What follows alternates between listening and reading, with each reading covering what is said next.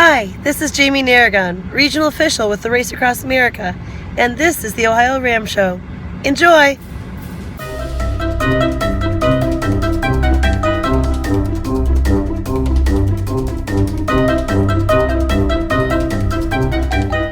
Well, hello again. It's the OhioRAAM Show coming to you from Southwest Ohio and brought to you by the good folks who operate time stations 41 in Oxford, Ohio, and time stations 42 in Blanchester, Ohio for the Race Across America. The people who are there 24 hours a day with all kinds of help for you who are racers, you who are crew. And if you're fans, we think this is a great place to come and see the race across America because there'll be people there to interpret what's going on. If you're new to the Race Across America, you'll learn a lot by just talking to some of the people around there. We do issue a warning, though. If you are afraid of getting hooked on this race, do not come to our time stations, because we have seen again and again people come out and say, well, what's going on here? And then 30 hours later, they're sitting there trying to stay awake, watching for the next rider to come through. So time stations 42, 40, and 41, Oxford and Blanchester. We're right next to the McDonald's restaurant in both of these towns, so we're really easy to find. And, well, I'm your host, Lee Kreider. We are now well into our fourth year of doing this show, and we're happy to make a trip over to Germany today to visit with Juliana Buhring. Juliana, how are you doing today? I'm great. It's evening here.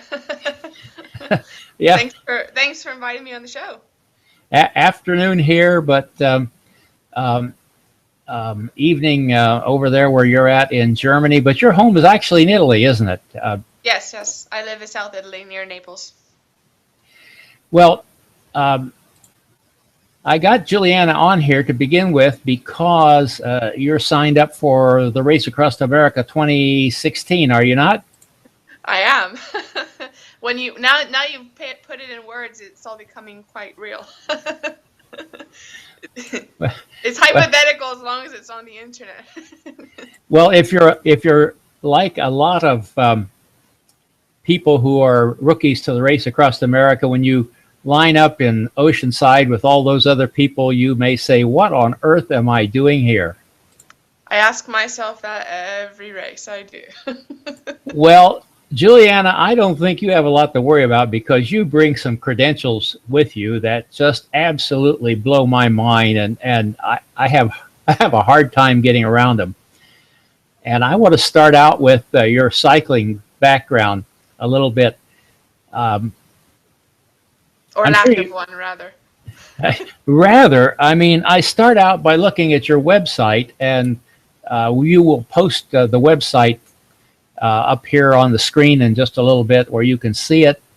And also, if you're watching the show on the show website, OhioRAAMshow.com, you'll notice that right below this video, you will see a link that you can click on to Juliana's website, which will tell you a lot about her. But I just, as I said, I got her on here because I knew she was going to be signed up for RAAM 2016.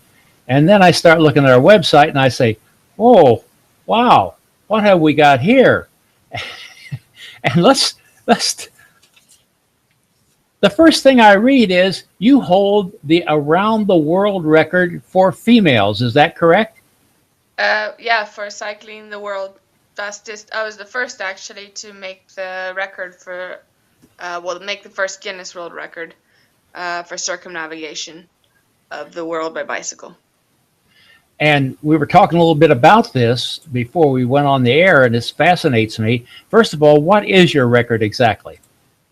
Pedaling was 144 days, and the total time with the air flights and everything was 152. And if I read this correctly, the authenticating agency is the Guinness World Book of Records. Is that correct? That's correct. I wouldn't say they're the most qualified to give the record, as in I don't think they always know what they're talking about as far as these things go, and probably a bigger cycling body should be educating these kind of records. However, yes, they are currently the only ones who are doing or who are giving out such a record. I just turned your mic volume up a little bit, Juliana. I should have checked that a little more closer before we went on the air, but maybe volume's up. Okay. yeah. Yes. I think that'll work a little bit better. Or just tell me to speak louder. No, you're doing well. You're doing fine, but I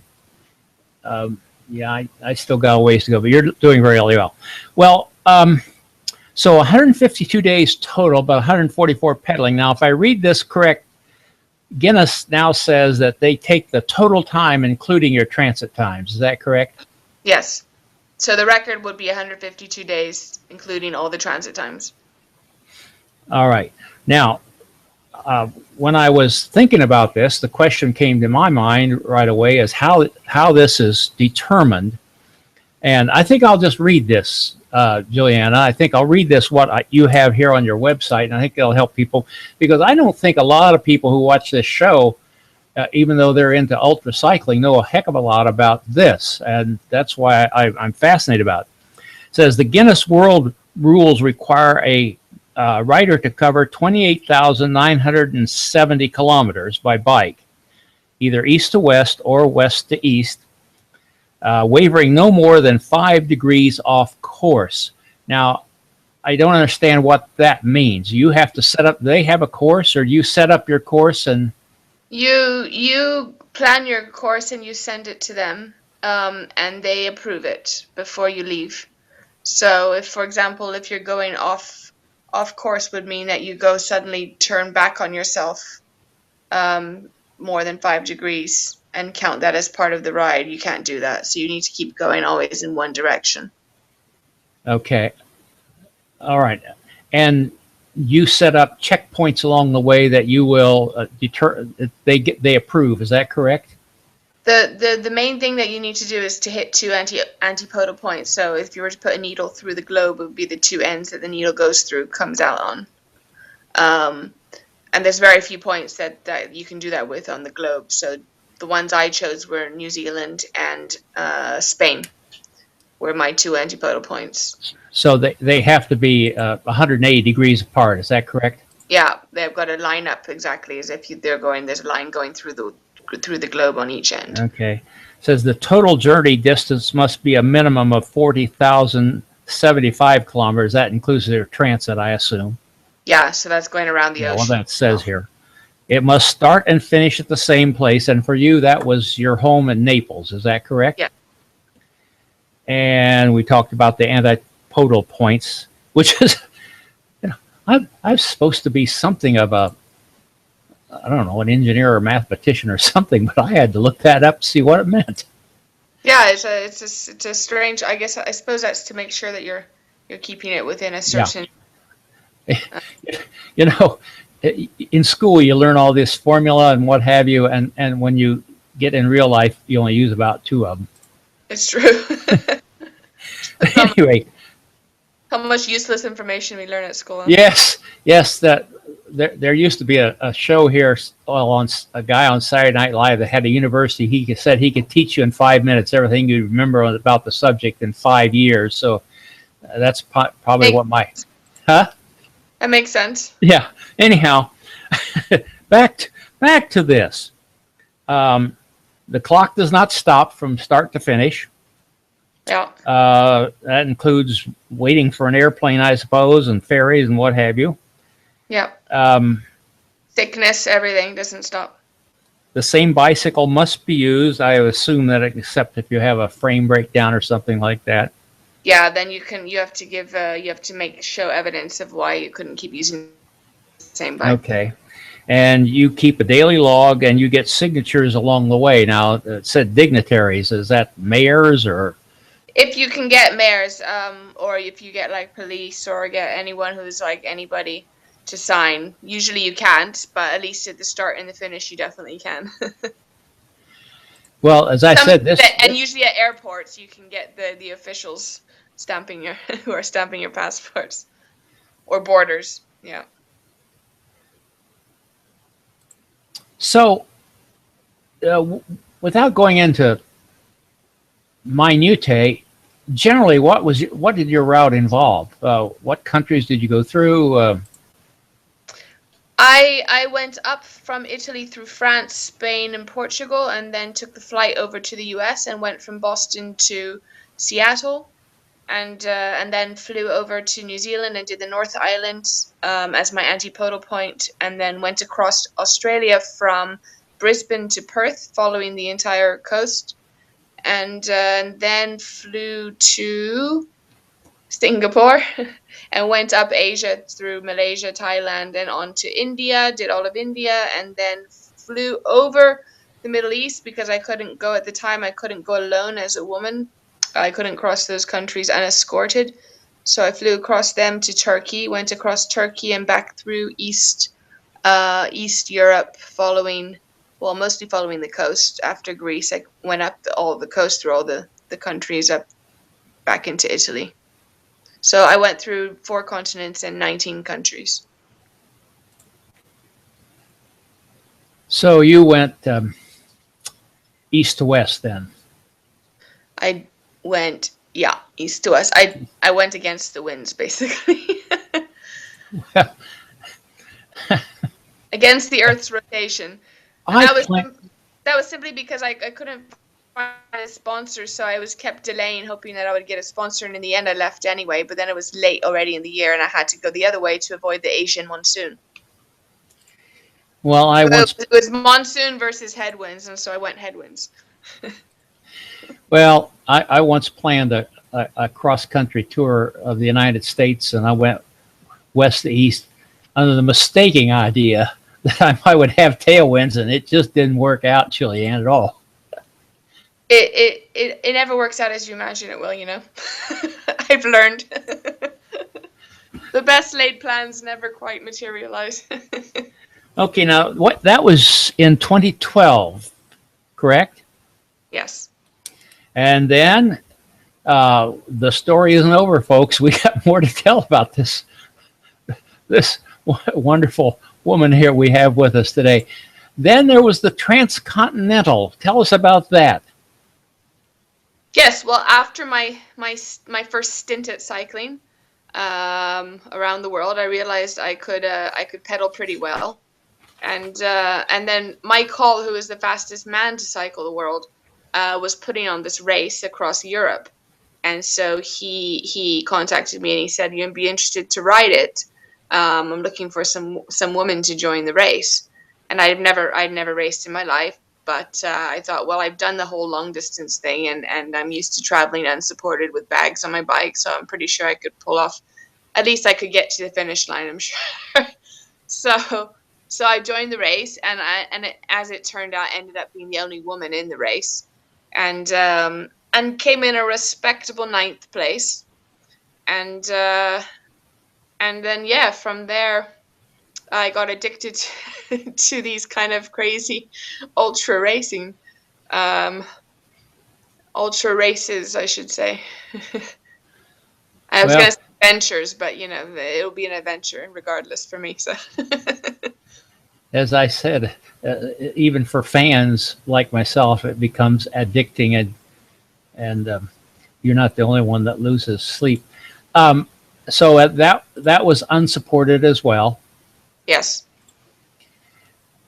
And I have this wonderful shot of you, this photo of you, Juliana, at the Turkish border. Now, was that on your round the world or on the Transcontinental?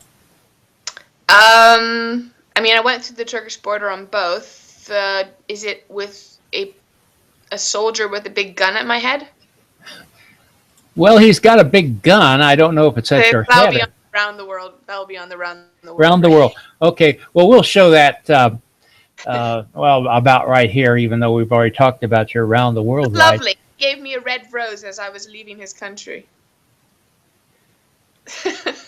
He had a big gun, and he gave you. What more could you want? A red rose. Yes, I think he wanted to marry me. He did tell me he loved me. Well, that wouldn't be too hard to understand, I don't think. Well, I digress again. Okay, then you come to the United States and do the Trans Am race. Yes, which is sponsored by, I believe it is, what's the name of the organization now? It was Bike Centennial, I think, when it first started. It's based there in Missoula, Montana, I believe, isn't it?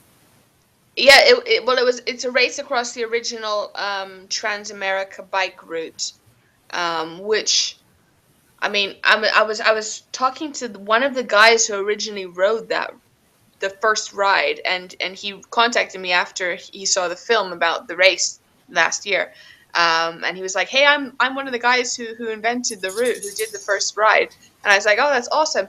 Back then, they had these heavy bikes with. I mean, I don't know how much weight they were carrying, 50 pounds at least on their bikes or more. No, much more. They were carrying crazy amount of weight. I don't know how they did some of those climbs. I mean, some of those climbs were insane through the Ozarks.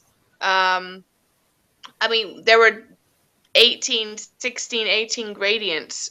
So, I was trying to imagine how anyone could tour those things with those heavy touring bikes, much less the bikes we were riding, which are, they're not super lightweight, but they're much lighter than any touring bike would be. So, yeah, no, it was a crazy race. I think none of us who went into that race, and there were a lot of, quite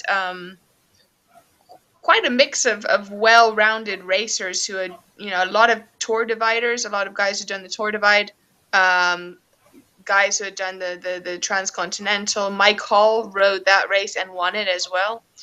And it was. Listen, we're going to stop. Can we stop for just a minute while I quiet this dog down?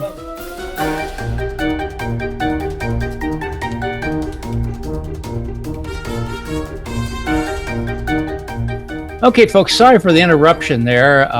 My dog decided that it was time for supper, but it isn't.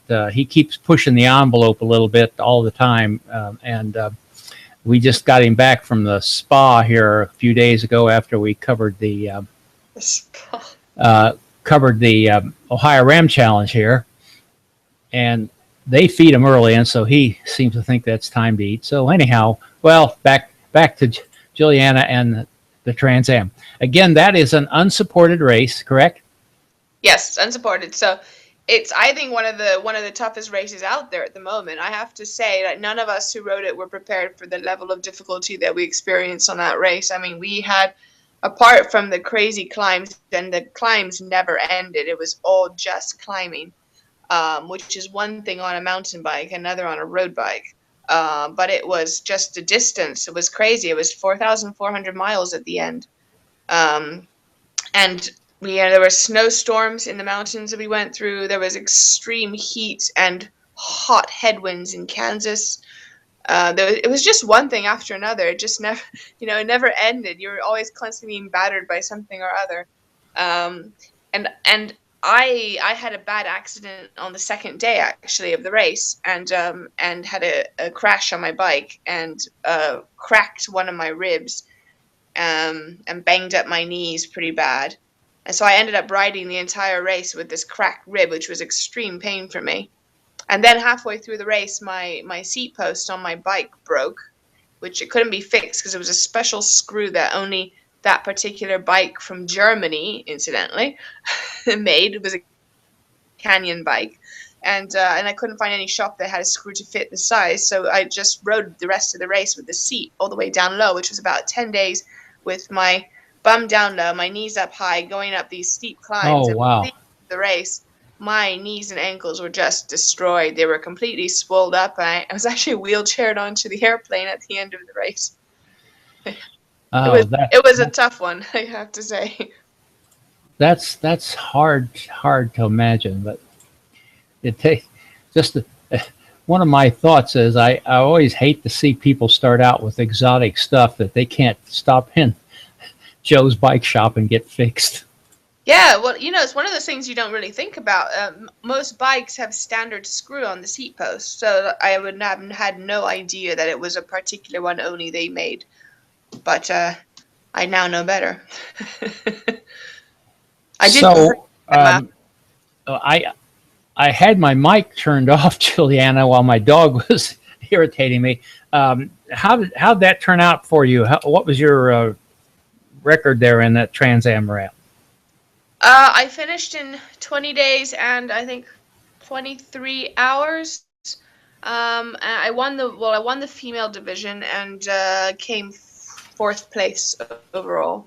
Well, I tied fourth place with another guy. We fought hard for it, and in the end, we had an uneasy alliance, and we ended up rolling over more or less together across the finish line. Well, that race goes on at the same time the race across America is on. In fact, there's a few miles there in Kansas where they actually use the same road at the same time. I wonder if anybody's ever seen one another from the two races on that. Maybe so. It's possible. I know that the Trans Am begins, I think, about a week before the the RAAM, but that might not mean anything. It just depends on how fast the rider is going in the Trans Am.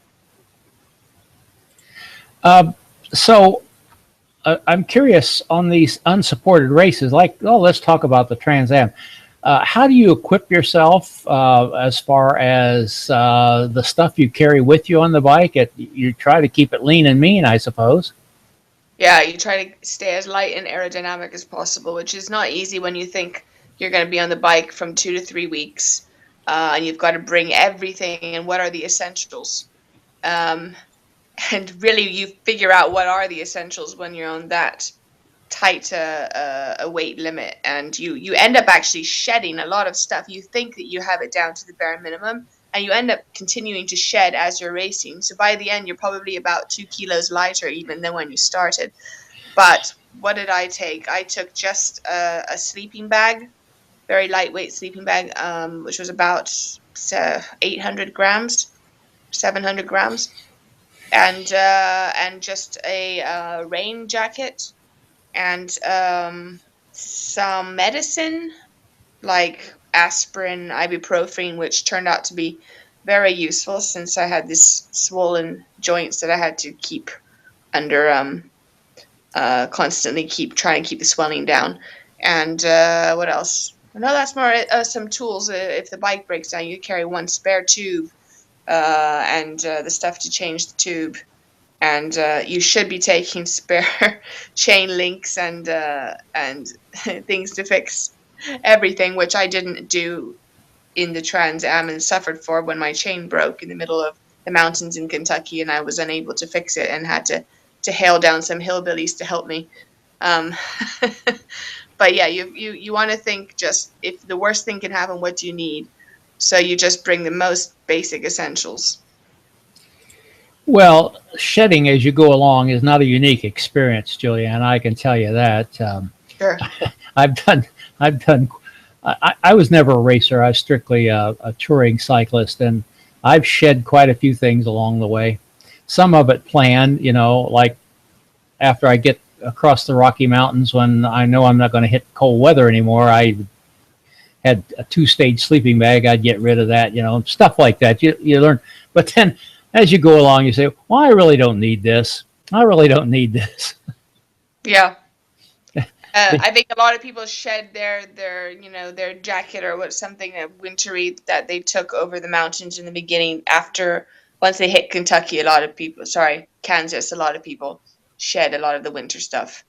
But before that, I mean, there was extreme cold. It was such extremes in weather, and you've got to be prepared for all extremes. And so you got to carry what you need for both, which is, it's a lot to think about. So, you've got to worry about that. You've got to worry about logistics. You've got to worry about finding your own food and water. And it takes time. Just stop and look for what you need to stop to find a place to sleep for 2 hours. A place that's off the ground if it's wet, or everything takes more time than you would think. So I think that's the primary difference between a race like the Trans Am and a race like the RAAM.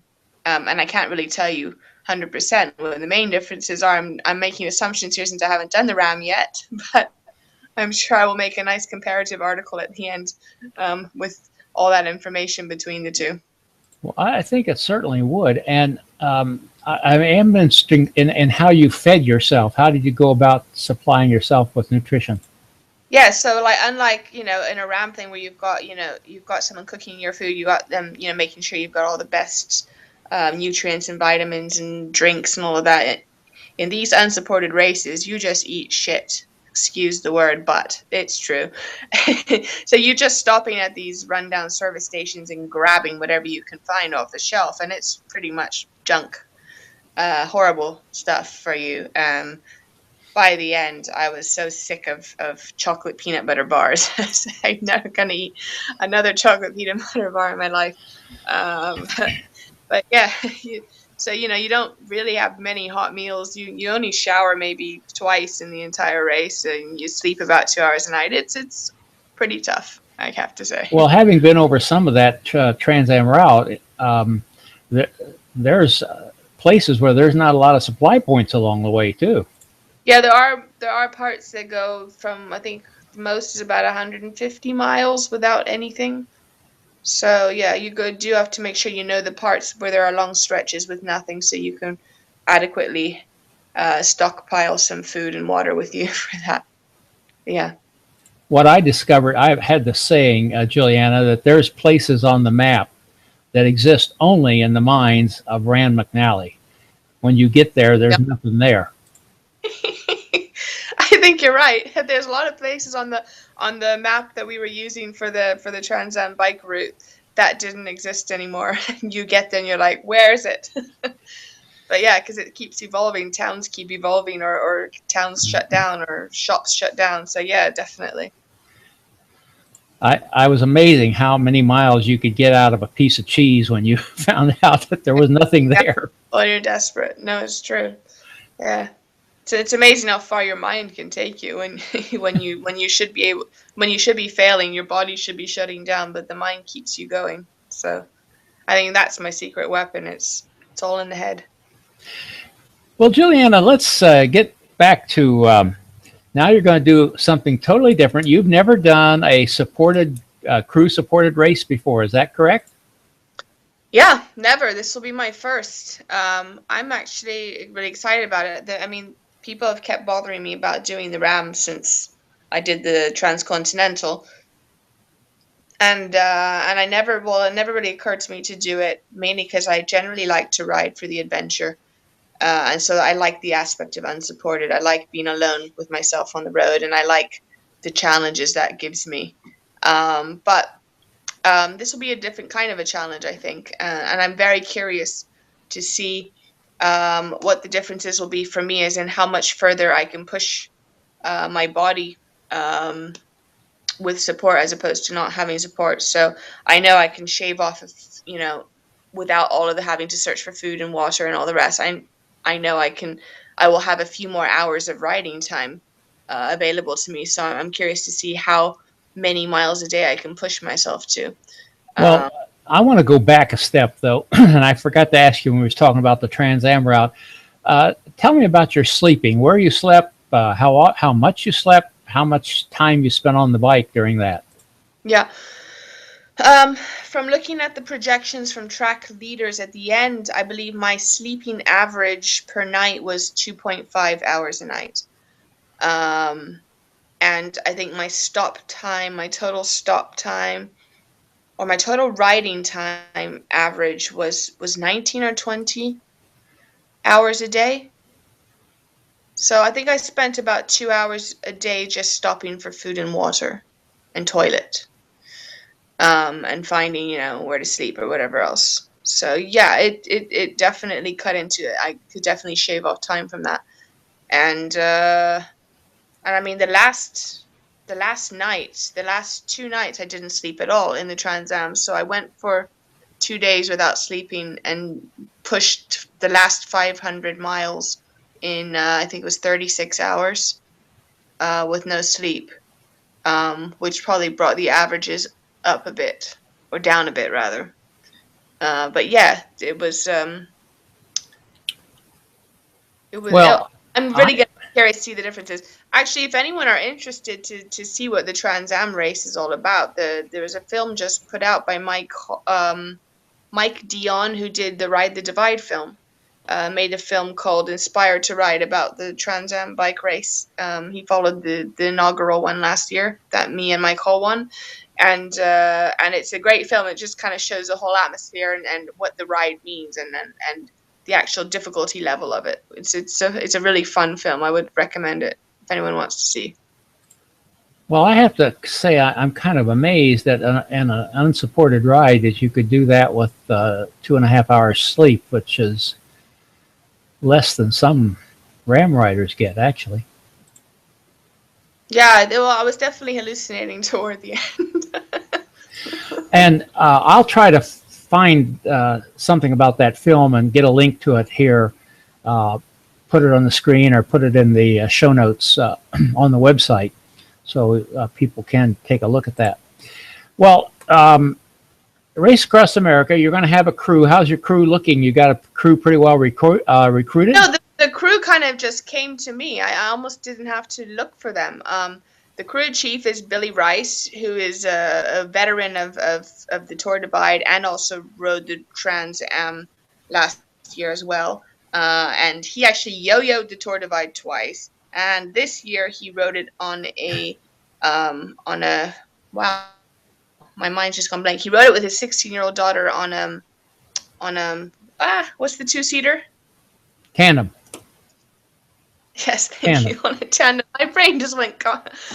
He just rode it on a tandem. Let me interrupt you. But he's got a cyclist, ultra cyclist training program called Invictus. And so he's also a trainer and a physiotherapist. He's done a lot, so he knows exactly what it means to ride these long distance rides and what I need to do to train for it. So he's the crew chief, and then there's Divya Tate, who's 4 years RAAM veteran of she's been on a crew for 4 years, and she runs the RAAM qualifying race in India. And is really intrinsic to the cycling sport growing in India at the moment. And it is growing rapidly over there. Yeah, apparently it is. So and I've been trying to get some of those people on the show, but so far I haven't succeeded. Get her on the show to talk about it because she's fascinating. So she contacted me actually and said, "Oh, I heard you're going to do the RAAM. Can I crew for you?" I was like, "Well, sure, I need a crew." Well, actually, you are having a unique someone with experience of what it means to ride the RAAM, because all the rest of us we're all long distance riders on my team, but none of us actually know what the RAAM itself means. So she's going to be the authority on that. And then there's Emily Chappell, who's also a round the world female cyclist. She's an amazing cyclist. She did the Transcontinental this year with me, and so she's also going to be the blogger, social networker. She's an amazing writer. She has an incredible blog. I absolutely love her, and she's also she pushes me. She's my inspiration. And then there's and then her brother just volunteered, and he's a bike mechanic. So we've got our mechanic on board. And who's left? Oh, and then there's Stephen Rosen, who is my manager, and he's gonna be driving. So he's volunteered himself as well. So we've got a crew of 5 at the moment, and they're all really top people. So I'm really excited just to have so many amazing cyclists and people who are passionate about these kind of races who are going to be behind me. And I know they got my back because they know exactly what it means. Well, that's always good. And I tell you, you have kind of a unique experience because a lot of times people are really hassling to round up crew. And it sounds like you've got a good thing started there. Well, again, on your website, Juliana, and we remarked about this, I saw something that caught my eye, and it fits in a little bit with the mission statement of the OhioRAAM show. You are a child rights advocate. You want to say a little bit about what that's all about and what you're doing?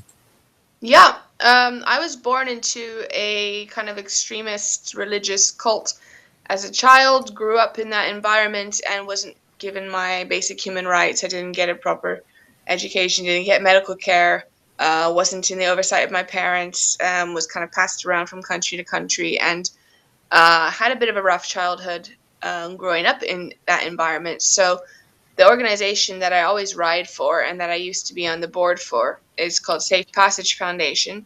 and it basically works towards ensuring that children's rights are protected within these extremist or isolated groups, and but primarily helps the children when they're young adults wanting to leave to get set up in society, to become functioning members of society, to be able to get an education. There's a scholarship fund, there's an emergency fund for anyone who is in a really bad situation and needs help to get out of.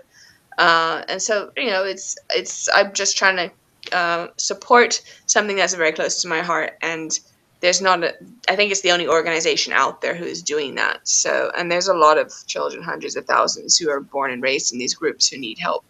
And it's kind of, they're kind of an invisible population that no one really knows about. So, all donations towards my ride always go to Safe Passage Foundation. Well, you'll get me a website or something like that, and I'll put it on the show right here at this point. And also, I'll put that link in the show notes. And any of you who are watching this show on the website, OhioRAAMshow.com, can just click on those links. Otherwise, you'll have to type it in or go to the OhioRAAMshow.com, find the show, and get to the links, because I know some of you watch it on YouTube, some of you see it in some of the other websites that embed this show, but they'll be there, and we'll try to do that. It's a very interesting program you've been involved in. It sounds like, Juliana, you've come a long way in your life. It's been a long journey, but then life is a journey, so I'm still journeying. Well, I don't want to reveal any secrets, but it's not a secret because it shows up on the Race Across America website. How old are you, Juliana? I'm 34 at the moment. I think when I do the ride, I'll have just turned 35 when I do the race. So well, when you said at the moment, that sort of tickled me. What age were you yesterday? I ate fast. Folks, we had an awful time getting on here. I have to say, Juliana is in a hotel. The website wasn't working right. She finally got on with her iPhone. Yeah. And you've been breaking up just a little bit once in a while, Juliana, and that explains it. I want to thank you so much, Juliana, for sticking with it and getting in here and getting this thing going, because you've had fun. Quite a time of it, and maybe you have aged since yesterday. I don't know. Yeah, I don't know either. Juliana, we want to wish you all the best. We thank you for taking time to be persistent and get on the show with us. We'll be watching for you and rooting for you. And when you get to Ohio, there'll be people there. I don't care what time of the day or night you come through. There'll be people there with cowbells and cheering and carrying on one way or another. We'll push you on, because we're kind of at a unique spot in the race. We're about the place where the teams are catching up with the solo riders, so there's a lot of people coming through, and I think that helps everybody. But we're about 600 miles from the finish line when you need a little boost, and we'll try to give it to you. That's the perfect spot for a boost, definitely. Well, we got 2 time stations here. They'll try to do it, and thank you very much. Stick with us. I'm looking forward to coming back to Ohio for sure. Well, you just stick with us a little bit after we go off the air, because I want to get some of these names and stuff down so we can follow them. And okay. We appreciate it very, very much, Juliana. Thank you so much. And it's a very great thing to have you with us. And we want to thank all of you who watch the show, who regularly watch the show. We appreciate that a great deal. And it means so much to the sport of ultra cycling when you see us on social media and you give us a like, even more so when you give us a share, because not only do the people who follow the show learn about it, but everybody who follows you learns about it. And that's gets the word out. People say, well, I've never heard about these races before. Well, you can help that be changed by just making this show aware it's not so much the show that you need to make aware, but the whole sport of ultra cycling. And on the website, OhioRAAMshow.com, if you'd like more notifications of when shows are going to appear, you can put your email in there. Nobody else will get it. There's a place to make comments. There's some links there to important things. The RAAM rulebook, the roster will be in there, a list of time stations and when to expect riders through. All that kind of stuff will be there. They're outdated right at the moment, but as soon as they get updated we'll have them in there. And we want to thank you again for all your support. Thank you for watching. Thank you for being with us again, Juliana. And to all the rest of you, we want to say good night.